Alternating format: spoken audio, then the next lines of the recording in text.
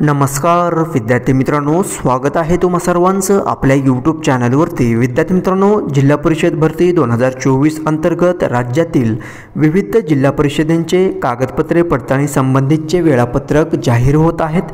तसेच जे काही पेंडिंगमध्ये रिझल्ट आहेत त्या रिझल्ट संदर्भात देखील विविध जिल्हा परिषद अंतर्गत अपडेट येत आहेत। तुम्ही ज्या जिल्हा परिषदसाठी अप्लाय केलेला असाल त्या जिल्हा परिषदची अधिकृत वेबसाईट वेळोवेळी चेक करत राहायचं आहे, कारण ज्या काही अपडेट येत आहेत कागदपत्रे पडताळणी संबंधित किंवा निकाला संबंधित त्या वेबसाईटवरती अधिक माहिती तुम्हाला या ठिकाणी प्रसिद्ध झालेली भेटत आहे। त्यामुळे वेबसाईट तुम्हाला वेळोवेळी चेक करत राहायचं आहे।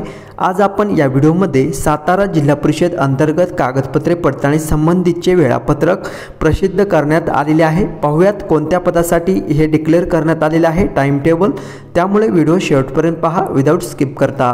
विद्यार्थी मित्रांनो, पहा या ठिकाणी अधिकृत वेबसाईटवरती व्हिजिट केल्यानंतर तुम्हाला आरोग्य सेवक 50% या पदाकरिता जे उमेदवार पात्र ठरलेले आहेत अशा उमेदवारांच्या नावाची यादी, तसेच उमेदवारांसाठी या ठिकाणी कागदपत्र पडताळणी संबंधितचे वेळापत्रक प्रसिद्ध करण्यात आलेले आहे।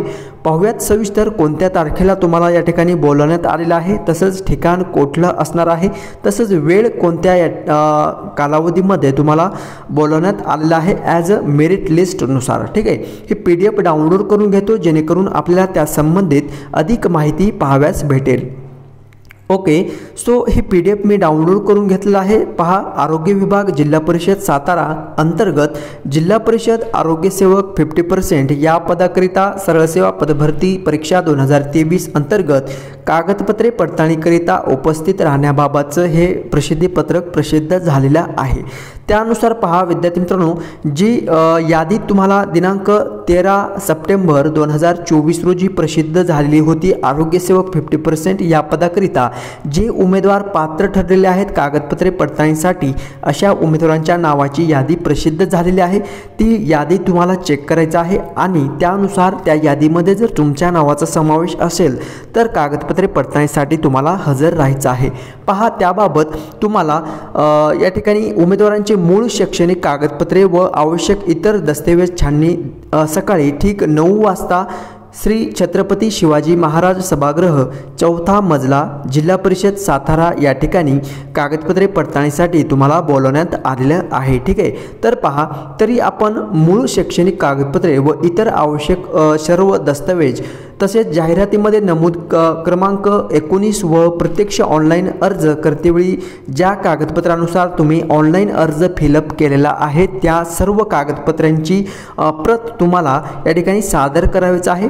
जसं की मूळ कागदपत्रे व त्याची 2 साक्षांकित प्रतीसह 2 पासपोर्ट साईज फोटो घेऊन ठीक सकाळी 9 वाजता जे काही ठिकाण तुम्हाला सांगण्यात आलेलं आहे छत्रपती शिवाजी महाराज सभागृह 4था मजला जिल्हा परिषद सातारा या ठिकाणी वेळेवर पोहोचायचं आहे। ठीक आहे, आता जे उमेदवार कागदपत्रे पडताळणीसाठी गैरहजर असतील अशा उमेदवारांसाठी पहा, कागदपत्रे पडताळणी कामी गैरहजर राहिल्यास गैरहजर राहणाऱ्या उमेदवारांना निवड प्रक्रियेत संबंधात कोणत्याही प्रकारचा दावा करता येणार नाही किंवा नंतर कुठल्याही प्रकारचा त्या पदाकरिता तुम्हाला हक्क सांगता येणार नाही असं या ठिकाणी स्पष्टपणे सांगण्यात आलेलं आहे। आता कोणत्या तारखेला कोणते विद्यार्थी किंवा कुठल्या मेरिटनुसार तुम्हाला बोलवण्यात आलेलं आहे पहा, दिनांक 18/9/2024 18 सप्टेंबर 2024 रोजी अनुक्रमांक 1 ते 130 या रेंजमधील जे उमेदवार आहेत, अनुक्रमांक पहा गुणवत्ता यादीनुसार 1 ते 130 मधील जे काही उमेदवार असतील ते सर्व या ठिकाणी कॅटेगरी वाईज बोलवण्यात आलेलं नाही। त्यामुळे पहा 1 ते 130 मधील जे काही कॅन्डिडेट असतील ते 18 तारखेला कागदपत्रे पडताळणीसाठी जायचं आहे। नंतर 19 सप्टेंबर 2024 रोजी 131 ते 260 पर्यंत सर्व उमेदवार काय करायचं आहे कागदपत्रे पडताळणीसाठी जायचं आहे। आणि दिनांक 20 सप्टेंबर 20/9/2024 रोजी अनुक्रमांक पहा 261 ते 68 ओके. सो 261 ते 368 मधील जे काही उमेदवार आहेत त्यांनी 20 तारखेला कागदपत्रे पडताळणीसाठी जायचं आहे. ठीक आहे. तर पहा आता तुम्हाला कोणते कोणते आवश्यक डॉक्युमेंट लागणार आहेत कागदपत्रे पडताळणी करण्याकरिता. पहा जे काही तुम्ही अर्ज दाखल केलेला असाल त्या अर्जाचा तुम्हाला तुमच्याकडे प्रत असायला हवी. यामध्ये जे काही नावाचा पुरावा आहे त्यामध्ये ओळखपत्र, वाहन परवाना, पॅन कार्ड असेल, निवडणूक आयोगाचे ओळखपत्र असतील, आधार कार्ड, पासपोर्ट, राष्ट्रीय बँकेचे खाते, पासबुक इत्यादींपैकी एक तुमच्याकडे ओळखपत्र असणं आवश्यक आहे.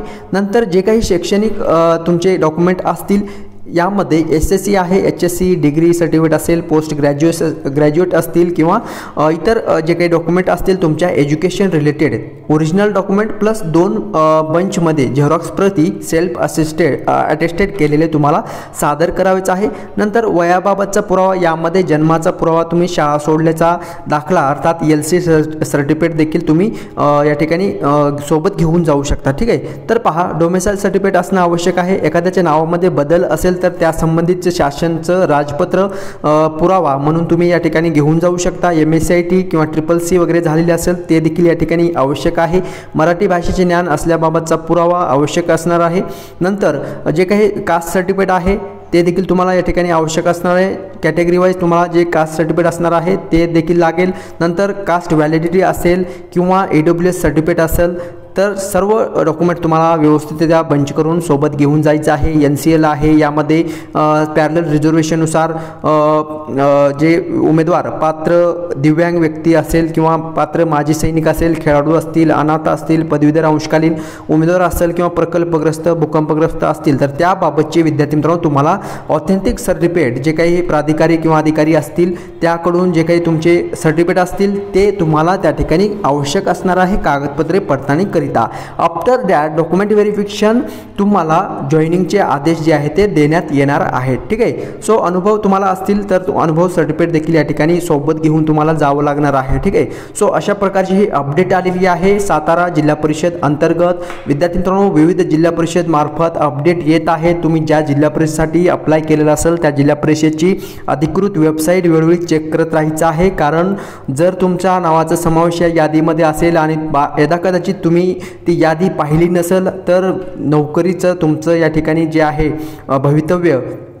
भविष्य जे तुम्ही अभ्यास करत आहात ते या ठिकाणी कुठेतरी लोप पावेल किंवा तुम्हाला त्या भरती संदर्भात किंवा अधिक माहिती जी भेटायची आहे ते तुम्ही भेटू शकणार नाही तुम्हाला. ठीक आहे. त्यामुळे वेबसाईट तुम्हाला वेळोवेळी चेक करत राहायचं आहे. ठीक आहे. सो माहिती समजलेली असेल तर लाईक जरूर करायचं आहे आणि नवीन जर तुम्ही चॅनल पाहत असाल तर चॅनलला सबस्क्राईब जरूर करायचं आहे.